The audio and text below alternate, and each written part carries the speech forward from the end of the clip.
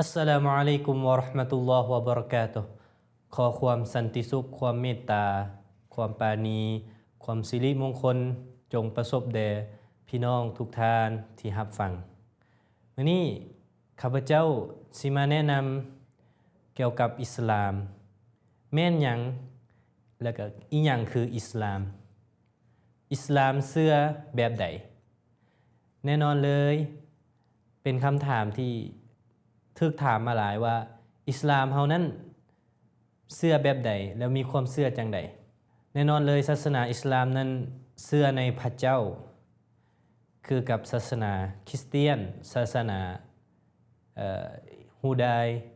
ต่างๆอิสลามเชื่อว่าพระเจ้าเป็นผู้สร้างทุกสรรพสิ่งในโลกนี้บ่ว่าจะเป็นฟ้าเป็นแผ่นดินหรือว่าจักรวาลหรือสิ่งที่อยู่อ้อมข้างรอบตัวของเราบ่ว่าจะเป็นภูเป็นแม่น้ำหรือว่า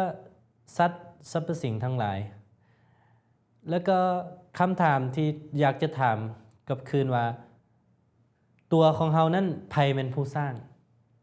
ไผสร้างตัวของเราไผสร้างกกไม้ไผสร้างอีหยังแน่นอนอิสลามเราก็คือ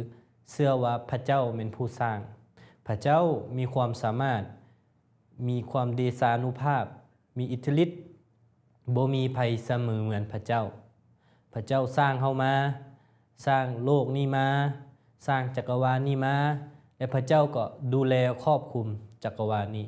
บริหารจัดการบ่ว่าจะเป็นการเฮ็ดให้มีกลางคืนเฮ็ดให้มีกลางเว้นทุกสิ่งทุกอย่างนั้นพระเจ้าเป็นผู้จัดการ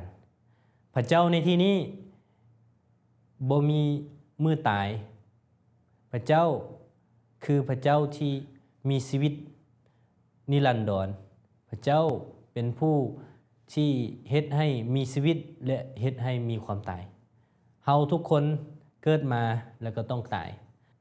พระเจ้าเผยนามของพระเจ้าว่าอัลลอฮ์คือผู้สร้างและในอิสลามเฮาก็เชื่อว่าเชื่ออย่างทำอิฐคือเชื่อในพระเจ้าเชื่อในอย่างที่สองก็คือเชื่อในบรรดาเทวทูตหรือภาษาอาหรับเอิ้นว่ามาลาอิกะห์เชื่อในบรรดาศาสนทูตบรรดาคัมภีร์ที่พระเจ้าได้ประทานลงมาให้กับบรรดาศาสนทูตทั้งหลายและศาสนทูตคนสุดท้ายก็คือท่านนบีมุฮัมมัดศ็อลลัลลอฮุอะลัยฮิวะซัลลัมแล้วก็เชื่อในวันอวสานโลกวันกิยามะห์ว่าโลกนี้มื้อหนึ่งต้องมีการอวสานแล้วก็เชื่อในวันแห่งการตอบแทนเชื่อในการพิจารณาตอบแทนจากพระเจ้าเฮาเฮ็ดความดีหรือว่าเฮาประกอบความงามความดีพระเจ้าก็จะตอบแทนเฮาด้วยสวรรค์เฮาเฮ็ดความชั่วเฮาบ่เชื่อในพระเจ้าพระเจ้าก็จะตอบแทนเฮาด้วยนรกหรือเฮาจะถูกลงโทษในไฟนรกแล้วก็เชื่อในสภาวะกำหนดการงานปัจจัยยังชีพอายุขัยความสุขความทุกข์เชื่อเขาเอิ้นว่าเชื่อกอฎอกอดัรเชื่อสภาวะกำหนดของพระเจ้าอีหยังก็ตามที่มันประสบกับเฮาเชื่อว่าพระเจ้าเป็นผู้กำหนดแน่นอนเลยถ้าเฮามีความเชื่อในพระเจ้าชีวิตของเฮาสิมีความสุขถ้าเฮามีความทุกข์ถ้าเฮามีความสุขเฮาก็ขอบใจต่อพระเจ้า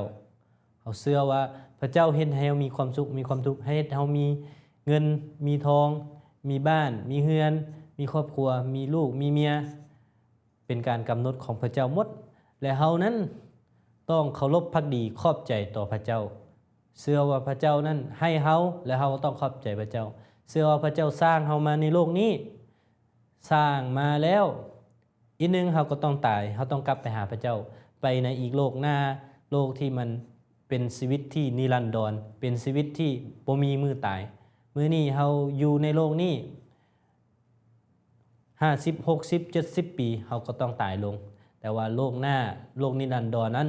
เฮาบ่มีมื้อตายและแน่นอนแล้ว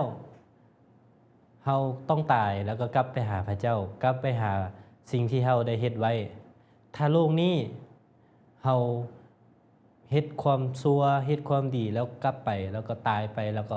บ่เชื่อในการตอบแทนบ่เชื่อในสิ่งที่เฮาเฮ็ดนี่ถามว่าเฮาสิเฮ็ดความดีไปเพื่อหยังเพราะฉะนั้นแล้วอิสลามคือศาสนาที่เฮ็ดให้เฮานั้นพบกับความสุขที่แท้จริงในโลกนี้บ่แม่น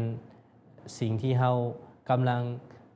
ขนคว้าบ่ว่าจะเป็นเงินทองชื่อเสียงบารมีแล้วแต่มันเป็นสิ่งที่ล้วนที่มีวันสิ้นสุดว่าเฮาต้องจากมันไปเฮาต้องตายจากมันไปแล้วก็ไปพบกับสิ่งที่ถ้าผลตอบแทนของเฮาในโลกหน้าแล้วก็ขอเชิญชวนให้เฮานั้น